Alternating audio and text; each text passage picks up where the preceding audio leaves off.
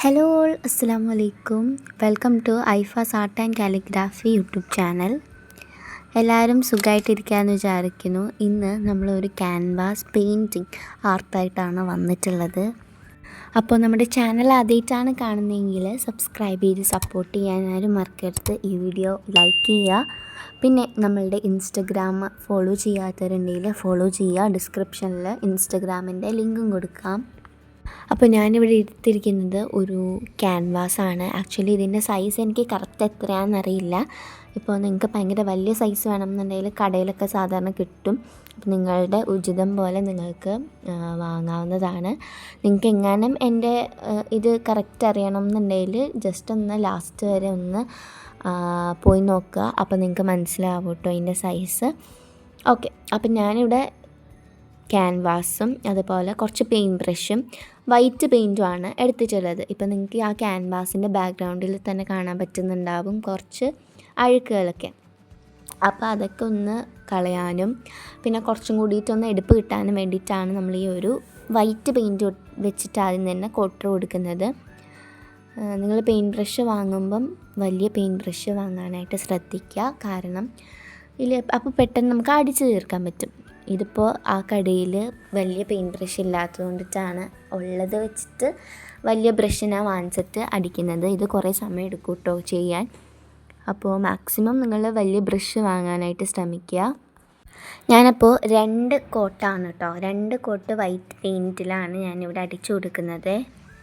First coat അടിക്കുമ്പോൾ തന്നെ നമുക്ക് അത്യാവശ്യം നല്ല കവറിങ് കിട്ടും. സെക്കൻഡ് കോട്ടും കൂടിയിട്ട് നമ്മൾ കംപ്ലീറ്റ് ചെയ്യുകയാണെങ്കിൽ നല്ല പെർഫെക്ഷനോട് കൂടിയിട്ട് നമുക്ക് കിട്ടും. ഞാനിപ്പോൾ ഈ അടിച്ചുകൊണ്ടിരിക്കുന്ന ഫസ്റ്റ് കോട്ടാണ്. ഞാൻ പറഞ്ഞതുപോലെ നിങ്ങൾ ബ്രഷ് വാങ്ങുമ്പോൾ മാക്സിമം ശ്രദ്ധിക്കുക വലിയ ബ്രഷ് വാങ്ങാനായിട്ട്. അപ്പോൾ നമുക്ക് പെട്ടെന്ന് പണി തീരും.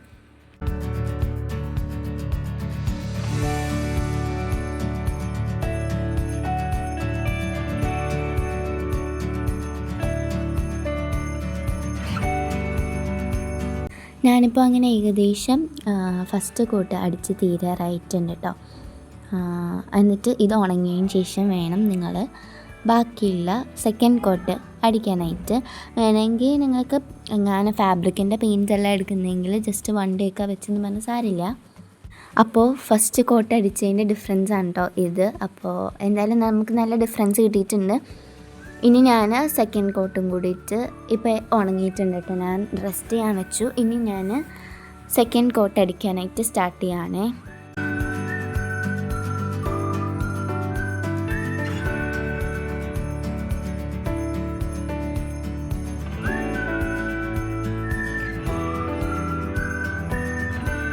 സെക്കൻഡ് കോട്ട് അടിക്കുന്നതിന് മുന്നേ ജസ്റ്റ് ഒന്ന് നോക്കി വെക്കുക ഉണങ്ങിയിട്ടുണ്ടോ എന്ന്. ഉണങ്ങിയതിന് ശേഷം നിങ്ങൾ സെക്കൻഡ് കോട്ട് അടിക്കാൻ സ്റ്റാർട്ട് ചെയ്യുക കേട്ടോ.